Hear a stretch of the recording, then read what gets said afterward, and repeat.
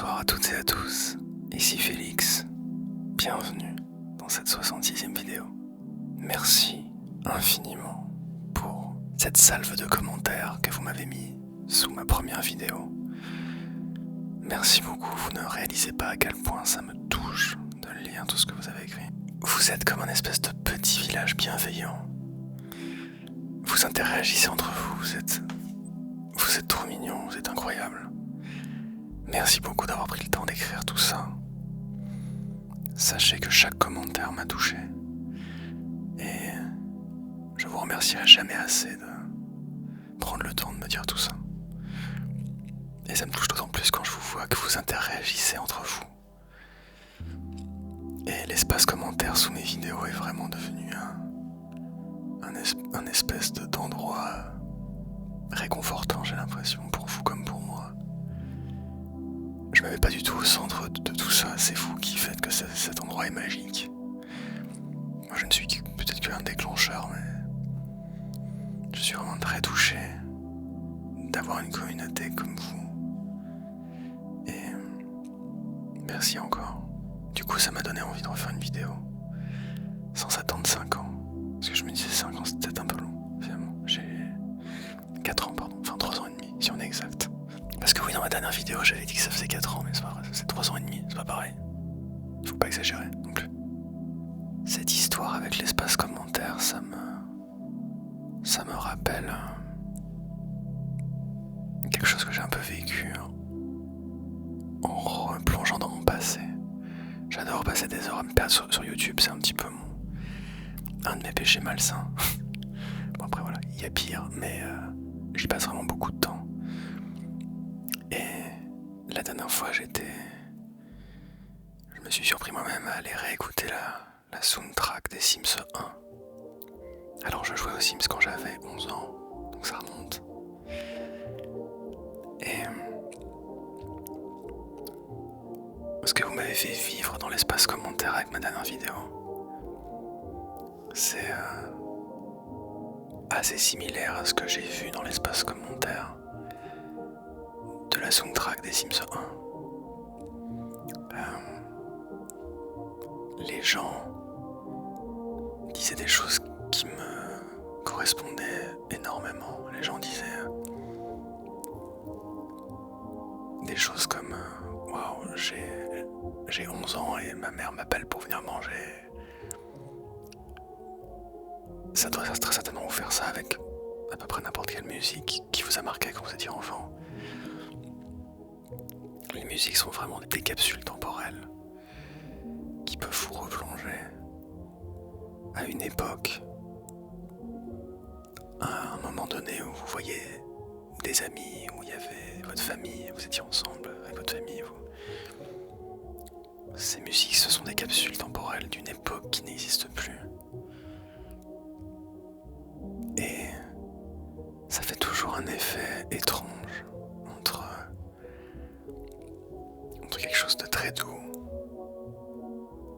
quelque chose d'un peu triste. On a conscience que cette époque n'existe plus. Et pour autant, on est reconnaissant de l'avoir vécue. Et qu'elle soit en nous. Et de pouvoir la réinvoquer, en quelque sorte. Et je vous invite à aller lire l'espace commentaire de la musique des Sims 1. Et si vous avez joué aux Sims quand vous aviez 11 ans comme moi, je vous invite à réécouter les musiques des Sims 1 et de juste savourer cette espèce d'instant aigre-doux qui est vraiment très appréciable.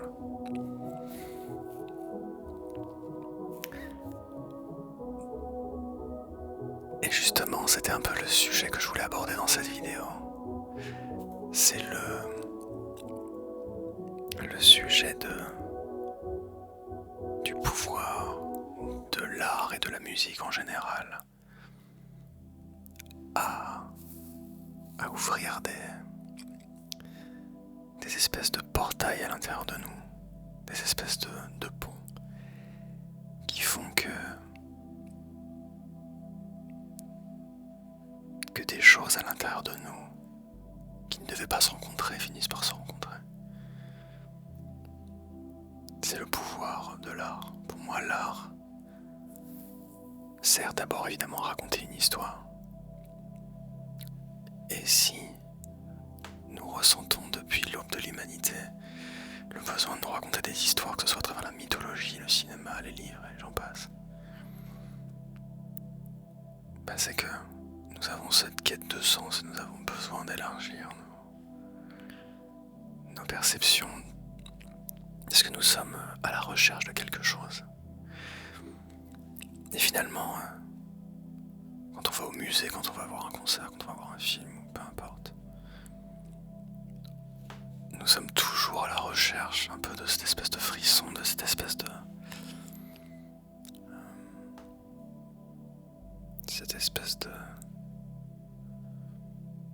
Comme si malgré nous, nous étions toujours en quête de sens.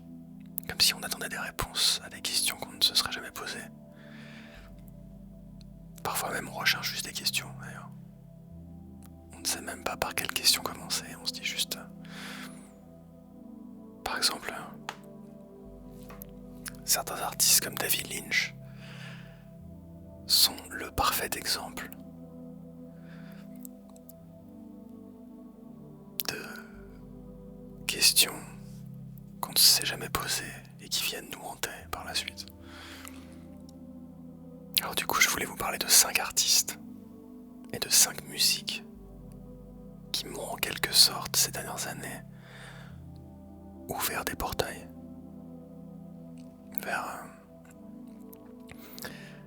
vers des horizons que je ne connaissais pas. Et j'espère que vous ressentirez la même chose que moi, tout simplement. Vous la ressentirez à votre façon, bien évidemment, mais j'espère qu'à travers cette vidéo, je vous partagerai un petit peu cette espèce de frisson et cette espèce d'explosion dans la tête que ça provoque. Le premier morceau dont je vais parler ici, et donc le premier artiste, c'est Dreaming de Jon Hassell. Jon Hassell est né le 22 mars 1937 à Memphis. Il se forme à la trompette classique avant d'étudier la composition avec un certain Karlheinz Stockhausen. Alors Karlheinz Stockhausen, c'est un pionnier de la musique avant-gardiste, de la musique sérielle. C'est vraiment l'image parfaite de l'archétype du compositeur allemand, barré, sévère et complètement impitoyable. C'est vraiment le cliché, quoi. C'est un mec qui a, en quelque sorte, participé à créer la musique moderne telle qu'on la connaît aujourd'hui indirectement, alors à sa façon, de façon très expérimentale. C'est quelqu'un, oui, qui a un peu repoussé les limites de la beauté en termes de musique et qui a soulevé plus de questions qu'il n'a apporté de réponses. C'est un pionnier, quoi. Mais je m'égare. Ensuite, Jon Hassell rencontre un certain Brian Eno. Brian Eno qui est connu pour sa carrière de producteur de musique ambiante. C'est aussi lui qui a créé le son du Macintosh. Le son du premier Macintosh, quand on allumait le Macintosh, il y avait un son absolument incroyable.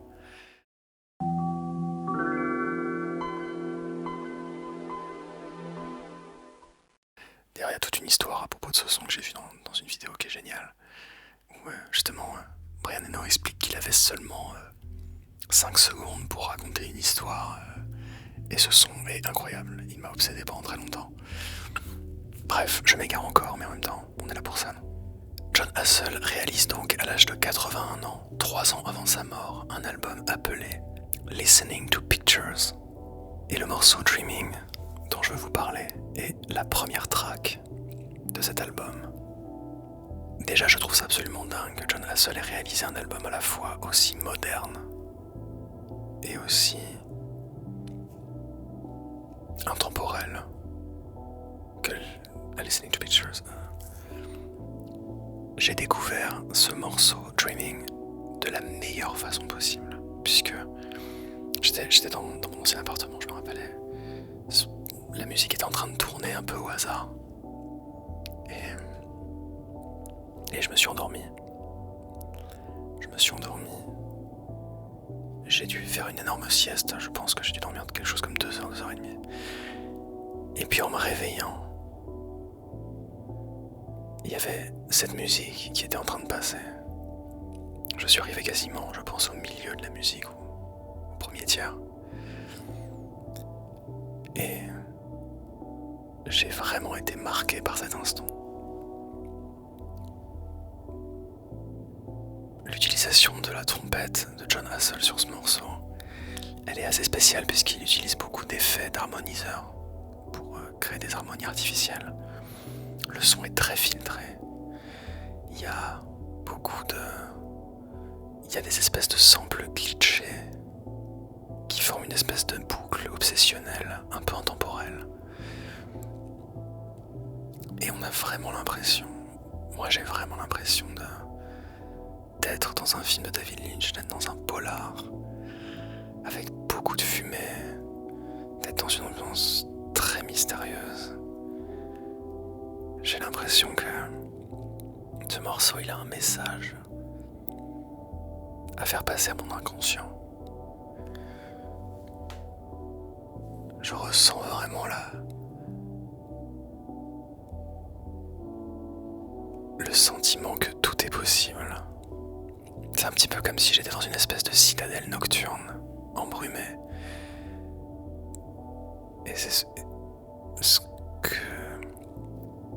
que j'en retiens, c'est un petit peu comme si ce morceau me disait que la nuit tout est possible. Que la nuit c'est le moment où les masques tombent et où le versant du monde laisse entrevoir des choses qui ne laissent jamais voir d'ordinaire. Et ce morceau, il m'a vraiment obsédé pendant un moment. Parce que quand je le réécoute aujourd'hui encore, je ressens encore cette espèce de pont entre deux mondes. C'est vraiment un morceau qui, pour moi, un des morceaux, en tout cas que je connaisse, qui fait le mieux la transition entre le rêve et la réalité. Quand j'écoute ce morceau, je ne sais plus si je suis en train de rêver ou si je suis dans le réel. C'est extrêmement fort. Et ce morceau, c'est aussi un espoir formidable sur la vieillesse. Parce que je me dis que peut-être que quand j'aurai 80 ans, si j'arrive jusque là, je pourrai encore faire des disques. Nous passons à l'artiste numéro 2, et donc au deuxième morceau. Spells, de Nils Frahm. Nils Frahm est né le 20 septembre 1982 à Hambourg. Il étudie le piano dès l'enfance auprès du compositeur Nahum Brodsky, élève de Tchaïkovski. Au début des années 2000, il s'installe à Berlin et développe un style personnel mêlant piano acoustique et synthétiseur analogique et électronique minimaliste. Il se fait connaître avec l'album Felt et Space. En 2018, All Melody marque une étape majeure par son ambition sonore et architecturale, figure centrale de la musique néoclassique contemporaine. Il influence autant la scène électronique qu'ambiante. Pour ma part, ma découverte de Nils Frahm est assez marrante puisque je devais passer une semaine à Paris pour voir des amis. Et j'avais quelque chose comme un jour jour de libre et un soir de libre. Et donc j'ai regardé qu'est-ce qui se passait à la salle Playel. Et il y avait Nils Frahm, et je ne connaissais pas Nils Frahm. J'y suis allé au hasard. Il faisait 2 concerts, donc c'était en 2022. Il avait 2 concerts de prévus à la salle Playel et Nils Frahm, c'est la première fois de ma vie où je verse une larme pendant un concert. C'est la dernière fois que c'est arrivé, et la première fois. C'est quelqu'un qui vit la musique d'une façon extrêmement intense sur scène et qui nous transporte dans des univers entre le classique, la musique électronique, la techno, l'ambiante, d'une main de maître. Et surtout, sa musique, elle fait, encore une fois, comme je disais un peu sur Jon Hassell, c'est un espèce de pont. Il y a des ascenseurs émotionnels qui sont tellement forts quand on se lance. C'est une musique qui prend son temps et c'est une musique qui nous touche dans notre intimité. J'adore Nils Frahm. Allez, écoutez Nils Frahm. Dans un tout autre genre, un artiste que je n'ai pas vu en concert, mais qui a littéralement tout pété. sur les plateformes récemment. Étrangement, c'est un peu une anomalie pour moi, le fait que ce mec ait du succès. Il s'agit de McGee. Le morceau s'appelle Rockman. C'est le premier morceau de ce classement qui possède des paroles. McGee, de son vrai nom, Michael Todd Gordon, né en 1996 aux États-Unis.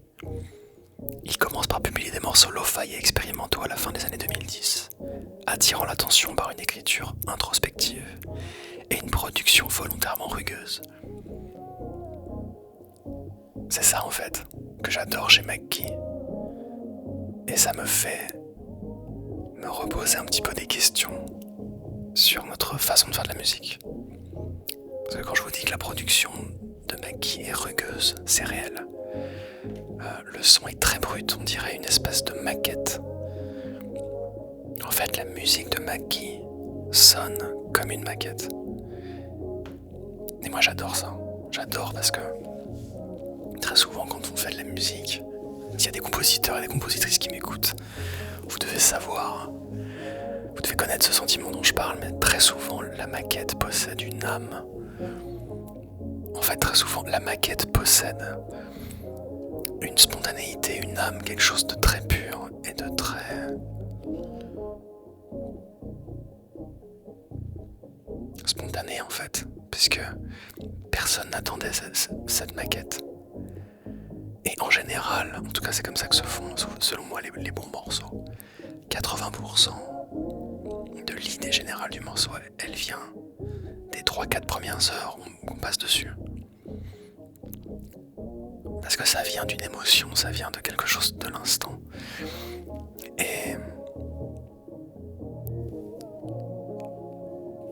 Et après, il faut à peu près 6 mois, 1 an, 2 ans, 3 ans, 5 ans, ça dépend de votre caractère, pour finir les 20% restants. Et puis souvent, il faut réenregistrer les voix aussi. Parce qu'on se dit qu'il faut avoir une qualité professionnelle, alors du coup il faut changer de micro, il faut machin. Mais c'est très très dur de retrouver l'énergie et la qualité et la spontanéité qu'on avait sur la maquette. Et McGee, il sonne exactement comme ça. C'est un petit peu comme si, vous savez, il y a des gens, quand ils cuisinent des cookies, bah ils font même pas cuire la pâte à cookies, ils la mangent comme ça. Bah là c'est un peu ça, c'est un peu de la musique pâte à cookies qui n'a pas été cuite, qui n'a pas été repassée sous le rouleau compresseur du professionnalisme. Et j'adore. Et Rockman, c'est un morceau qui parle de plusieurs choses. De la masculinité fragile, d'une identité instable, d'un besoin de reconnaissance face à l'échec affectif, et d'une armure émotionnelle qui s'appellerait le Rockman. Ce sentiment de cette production rugueuse et ce sentiment de pas fini, de maquette, cette espèce de faux amateurisme. Moi, c'est quelque chose qui me touche beaucoup parce que souvent quand on est musicien, on travaille dans sa chambre, dans son home studio, et j'aime bien ressentir cette ambiance-là. Et je la ressens chez McGee. Voilà pour McGee. Alors là, on s'attaque à un gros morceau. Je ne vous ai peut-être jamais parlé d'un certain Louis Cole. Mais Louis Cole, c'est un des artistes pour moi les plus importants et les plus influents de ces 10 dernières années, pour ma part. Louis Cole naît le 3 avril 1988 à Los Angeles. C'est un musicien, chanteur, batteur et producteur américain. Il se fait connaître au début des années 2010 en cofondant le groupe Nowhere avec Geneviève Artadi. Son style mêle funk, jazz, pop, électronique et une écriture à la fois virtuose et volontairement brute. Oscillant entre humour absurde, angoisse existentielle et hyper-émotivité. Louis Cole, alors moi je l'ai découvert en 2013, à l'époque où les Daft Punk venaient de sortir leur album Random Access Memories. Puisque pendant la sortie de cet album, tous les artistes du monde entier se sont mis à remixer, à proposer des versions de Get Lucky forcément. Et Nowhere, donc son groupe d'avant, avait réalisé une reprise de Get Lucky absolument géniale, que je vous invite à aller écouter aussi. Je sais qu'il y aura beaucoup de liens, moi de toute façon je suis là pour vous filer des liens, après vous en faites ce que vous voulez. Mais la reprise était géniale et extrêmement originale. Et ça posait un petit peu les bases de ce que la musique de Louis Cole allait devenir, cette espèce de mélange totalement absurde de styles de musique qui vont de la dubstep au jazz fusion, à la techno, au metal, avec une virtuosité absolument incroyable. Et donc, après Nowhere, alors Nowhere n'est pas terminé d'ailleurs, mais la carrière de Louis Cole s'est beaucoup développée ces dernières années. Il a réalisé plusieurs albums absolument incroyables que je vous invite aussi à l'écouter. Je vous invite à vous intéresser à Louis Cole parce que son parcours vaut vraiment le détour.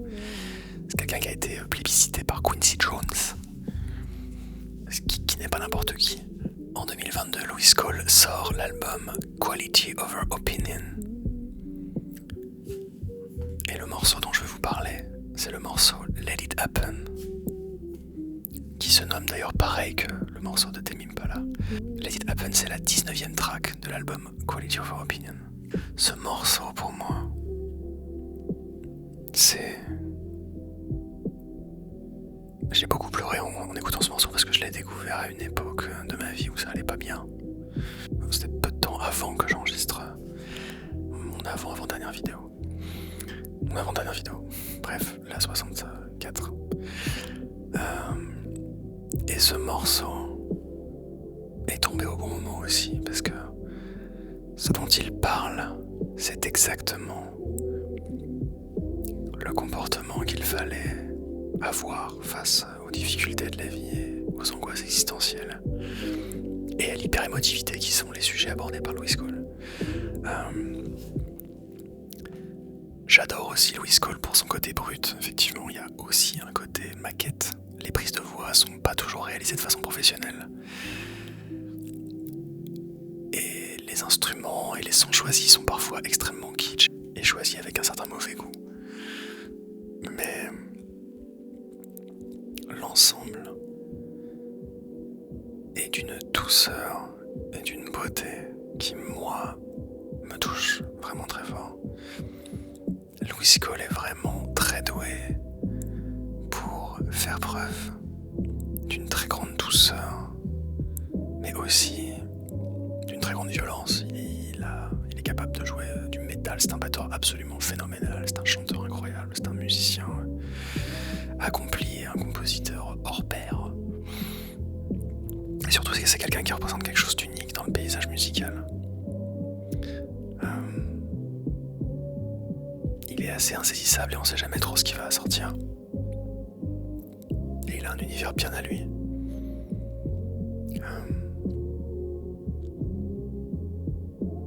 Mais ce morceau, avec son clip réalisé avec 0€, c'est l'exemple parfait qu'on peut vraiment toucher les gens avec des bonnes idées et du talent qui se travaille sans forcément avoir 14 milliards d'euros. Nombre de clips professionnels ne me font absolument rien. Et la musique de Louis Cole me touche toujours, même si elle est enregistrée dans des conditions dégueulasses parfois, ce qui fait partie de sa patte aussi. Il aime bien enregistrer des batteries avec 2 micros par exemple. Et on s'en fout puisque finalement l'information est là, ça suffit, ça donne un son très compact et très brut. Là où dans les studios professionnels il y aurait une dizaine de micros. Lui, il s'en fout. C'est un formidable exemple de... Quand on s'en fout, on arrive à faire des choses extrêmement belles et puissantes. Ce morceau, il aura profondément marqué l'année 2022 pour moi, à tout jamais. Nous partons maintenant en Suède avec un groupe de musique appelé Dina Angun. Dina Angun est un groupe suédois formé à Stockholm en 2018, réunissant des musiciens de la scène jazz, soul et pop alternative. Ils se font largement remarquer avec leur premier album éponyme en 2021, salué pour son mélange élégant de soul nordique jazz feutré. Les textes sont en suédois, ce qui est assez drôle, parce que... Alors moi j'ai un avantage, c'est que je me suis assez peu intéressé aux textes dans ma vie. J'ai mis beaucoup de temps à m'intéresser aux textes. Pour moi, la musique a toujours été la priorité, parce qu'elle touche notre inconscient, là où le texte va toucher des choses très concrètes. Alors, évidemment, ce que je dis n'est pas du tout une vérité absolue, parce qu'il y a la poésie poésie, il y a plein de choses qui permettent de contourner le cerveau, contourner le conscient via les mots bien sûr. Mais je parle surtout pour moi. Pour ma part, j'ai toujours été beaucoup plus touché par la musique et le son. Le morceau dont je vais vous parler aujourd'hui, c'est un morceau qui s'appelle Dead Lager. Dead Lager, alors ça se prononce en suédois, je ne sais pas comment ça se prononce. Mais c'est une découverte que j'ai fait complètement au hasard de mon algorithme Spotify, parce que les algorithmes n'ont pas que du mauvais. Alors d'après ce que j'ai lu sur Wikipédia, Dead Lager signifie littéralement « ça fuit » ou « ça coule ». Et le texte utilise cette image comme métaphore émotionnelle. Le morceau parle de ce qui s'échappe malgré nous, les sentiments qu'on tente de contenir, les non-dits dans une relation, ou encore une tristesse diffuse qui finit toujours par remonter à la surface. Plutôt que de décrire un événement précis, la chanson capte un état, celui où l'on sent que quelque chose se détériore lentement, presque imperceptiblement. Ça fuit, mais on ne sait pas toujours d'où ni comment réparer.